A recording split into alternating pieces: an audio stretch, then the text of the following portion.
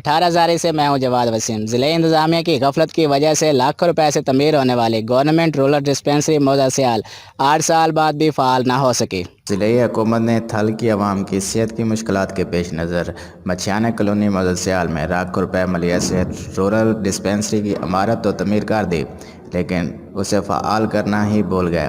Dispensary کی تعمیر کو 8 سال کا طویل عرصہ گزر گیا، لیکن حکومت کو اسے فعال کرنے کا خیال نہ آیا۔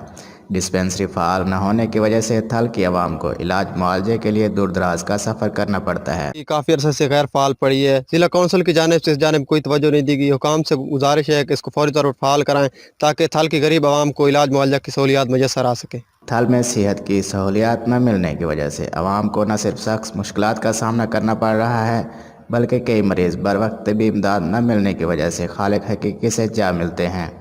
لاکھوں کی مد میں بنی ہے، لیکن ابھی تک اس کو فعال نہیں کیا گیا اور نہ ہی اس سے عوام کو کوئی فائدہ حاصل ہو رہا ہے۔ تھل کی عوام کدھر جائے علاج معالجے کی سہولت کے لیے؟ تھل کی عوام نے ضلعی حکومت سے مطالبہ کیا ہے کہ ڈسپنسری کو فعال کرتے ہوئے یہاں عملہ تعینات کیا جائے تاکہ ہماری مشکلات میں کمی آ سکے۔